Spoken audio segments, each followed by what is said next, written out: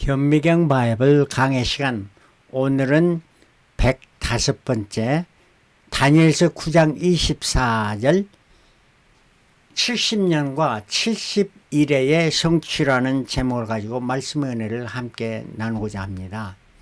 다니엘서 9장에는 두 가지 예언의 사건이 나타납니다. 첫 번째는 70년의 사건, 이스라엘의 포로 생활이 70년이 되리라 하는 이러한 사건과 또 가브리엘 천사를 통해서 71회라는 이러한 예언을 해주는 것이 다니엘서에 나타납니다. 자, 첫 번째 사건 70년입니다. 다니엘서 9장 1절에 메대 족속 아수라의 아들 다리오가 갈대아 나라 왕으로 세움을 입던 원년, 곧 그 통치 원년에 나 다니엘이 서측으로 말미암아 여호와의 말씀이 선지자 에레미야로 임하여 고하신 그 연수를 깨달았나니 곧 예루살렘의 황무함이 70년 만에 마치리라. 이게 이 말씀이 에레미야 25장 11절에 하신 것이니라. 바로 하나님의 말씀을 읽다가 에레미야에서 그 연수가 이스라엘의 포로 생활을 70년 만에 마친다 하는 이런 말을 깨달아야 했습니다. 이때는 언제냐? 다니엘의 성경을 보다 BC 538년 그 다리오 왕 원년이라 하는 것입니다. 그리고 포로 생활을 70년 만에 끝난다 하는 이러한 예언을 들었습니다. 그래서 실로 역사적으로 보면 이스라엘의 포로로 1차 포로로 다니엘이 606년 BC 606년에 포로로 잡혀갔고 그 후 1차 귀환 스룹바벨을 통해서 스룹바벨 중심에서 귀환하는데 BC 536년이었습니다. 그래서 정확하게 70년 하나님의 예언의 말씀대로 70년에 이렇게 포로 생활이 마치게 되었다 하는 이러한 말입니다. 얼마나 정확합니까? 자, 이게 첫 번째고요. 두 번째는 71회인데 가브리엘 천사가 23절에 곧 내가 다니엘에게 한 말이며 기도를 시작할 즈음에 명령이 내렸으므로 이제 내게 구하러 왔느니라. 다니엘에게 가브리엘 천사가 말합니다. 너는 크게 은총을 입은 자라. 이 가브리엘 천사가 말한 이 내용과 똑같은 내용으로 신약에도 나타나죠. 누가복음에 가브리엘 천사가 마리아에게 했던 말입니다. 그런즉 너는 이 일을 생각하고 그 이상을 깨달을지니라. 내 백성과 내 거룩한 성을 위하여 70일에로 71회라는 것은 70 곱하기 1회라는 것은 7입니다. 그래서 71회는 70을 7번 한다 하는 말이니까 77을 49, 490을 말합니다. 로 기한을 정했다. 그 기간이 490이라 하는 말입니다. 그래서 491이 될 수 있고 490개월이 될 수 있고 490년이 될 수 있는 이러한 것을 말해줍니다.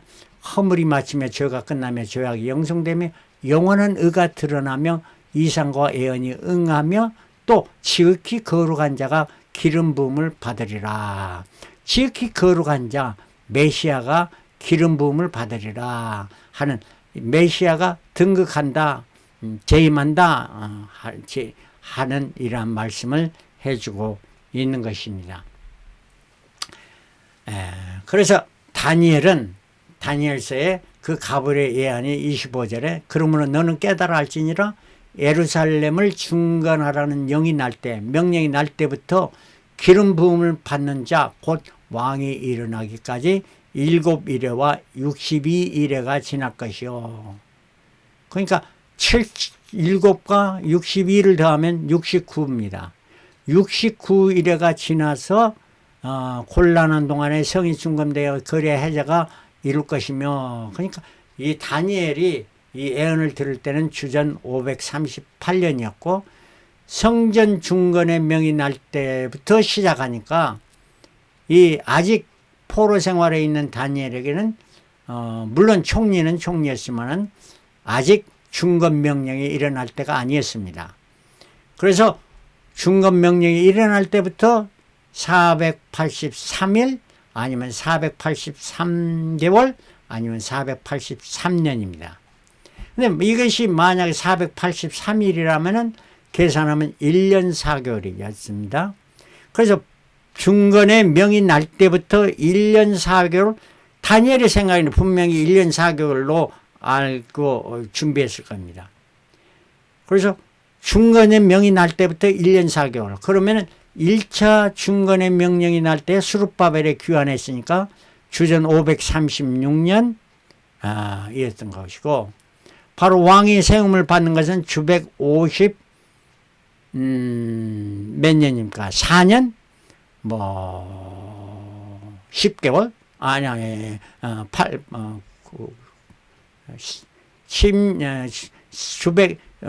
주전 534년 8개월 됐을 때 이렇게 생각되었지 않겠습니까? 그리고 2차 에스라 귀환은 주전 457년, 느헤미야 귀환은 주전 444년이었습니다. 자, 이 계시를 받았을 때 다니엘은 무엇을 했을까요? 여러분과 제가 지금 다니엘이라고 생각하고 그 계시를 내가 받았다면 무엇을 했겠습니까? 첫 번째는 분명히 기록했습니다. 왜냐하면 시간이 다면 흐려지고 잊어버립니다. 그것이 기록한 것이 다니엘서 9장에 기록되어야 된 것이 성경 기록입니다. 그뿐 아니라 이제 유대인의 왕으로 오시는데, 그러면은 아니 기록만 하고 끝나는가? 아닙니다. 왕으로 오시면 그의 기쁨을, 왕에게 기쁨을 돌리기 위해서 예물을 준비했지 않겠습니까? 왜? 앞으로 1년 반이면은 1년 4개월이면 왕이 등극하는데요. 그래서 그분은 왕으로 오시고 기름 부음 받고 그는 죽임을 당한다. 그래서 왕으로 오신 분을 위해서 황금을, 제사장으로 기름 부음 받는 자를 유향, 또 선지자라서 몰약을, 왜? 죽임을 당하기 때문에 몰약을 준비해서 보배 합을 만들고 이걸 준비했지 않겠습니까? 저라도 준비했겠죠. 그 보배 합을 그 다음에 전달할 사신들을 선정했고 또한 그때가 돼서 보냈을 것입니다. 분명 다니엘은 1년 4개월이 되어 올 쯤에 바로 아마 1년쯤 지나서 이 보배합을 주면서 사신들에게 가서 이걸 드리라 이렇게 했을 것입니다. 그러나 2년 3년이 지나도 그 일은 일어나지 않았습니다. 다니엘은 85세가 넘게 되고 그가 죽기 전에 유대인의 왕이 주게 하면 꼭 보배합을 전달해 주라고 유언했을 것입니다. 왜? 자기 때는 안 일어나니까 후손들에게, 아니면 지극히 자기를 신뢰하고 믿는 믿음의 후손들에게, 제자들에게. 왜? 다니엘은 박사의 어르신이었기 때문에 그 많은 제자를 두었죠. 그러한 박사들에게 유언을 했을 것입니다. 유언을 했을 것입니다. 그러나 다니엘은 죽고 그 후 유언을 받은 자들이 483개월, 달이 돼도 40년입니다. 지나도 유대인의 왕은 오시지 않았습니다. 그 453년쯤 돼서, 그러니까 483년이 가까울 때에 하늘에 이상한 별이 나타나게 됐고, 다니엘의 유언을 받았던 박사들은 4개월의 긴 여행을 준비하고 예루살렘으로 향했고, 위험을 무릅쓰고 예루살렘에 향했고, 예수님 탄생 때 BC 4년에 그들은 베들레헴에 가서 아기 예수께 경배하고 황금과 유향과 몰약을, 보배합을 드리고 고국으로 돌아갔던 것이 동방박사의 이야기입니다. 예수님이 탄생할 때 동방박사들이 경배했는데, 이때는 언제냐? BC 4년입니다. 왜 BC 4년이냐?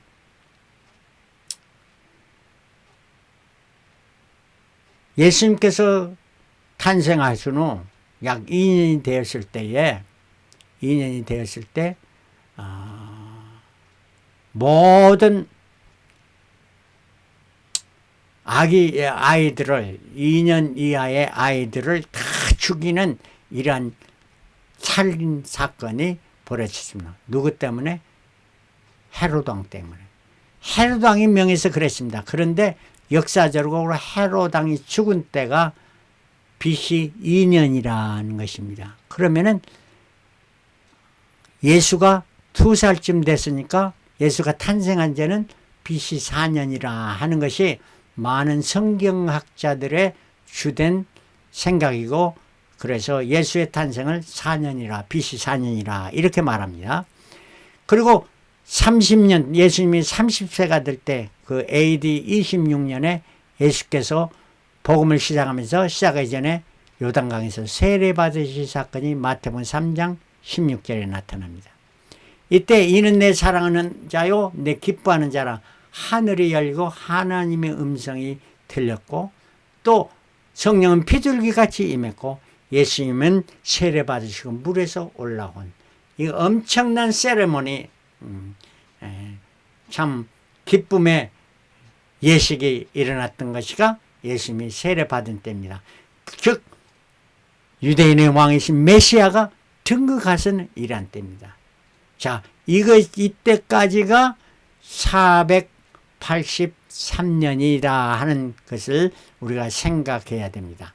그리고 29.5에 33세 때 십자가에 죽으시고 마태복음 27장 50절, 다니엘서 9장 27절에 그가 하는 것은 적그리스도가 장차 많은 사람으로 더불어 한 일해 동안 언약을 굳게 정하겠고 그가 그 일해의 절반에는 3년 반 동안에는 제사와 예물을 금지할 것이며, 이렇게 핍박의 사건이 일어난 것을 말합니다.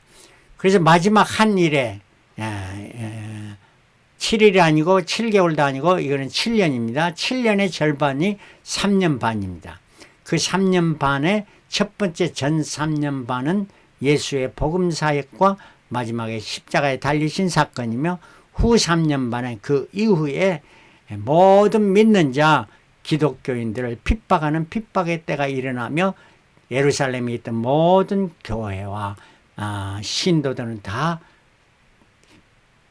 방방곡곡으로 다 헤어져서 디아스포라가 되었던 것을 성경이 말해주고 있고, 또 다니엘서 9장의 71회의 사건이 분명히 역사 속에 일어난 것을 우리에게 보여주고 있습니다. 자, 이것을 차트로 표시해 보면은 1차 포로는 606년에 다니엘이 포로로 잡혀간 때, 다니엘이 포로로 잡혀간 때입니다. 2차 포로는 BC 597년, 3차 포로는 BC 586년. 그러고 나서 다니엘이 이제 70년과 71회에 그 계시를 받게 된 때가 BC 538년. 그러고 난 후에 수룹바벨을 통해서 이스라엘 백성이 1차 귀환한 때가 536년. 그러니까 이때와 계시를 받은 때와 수룹바벨의 귀환 때가 2년입니다. 그래서 다니엘은 살면서 이 1차로 귀국한 것을 분명히 보았던 증인입니다.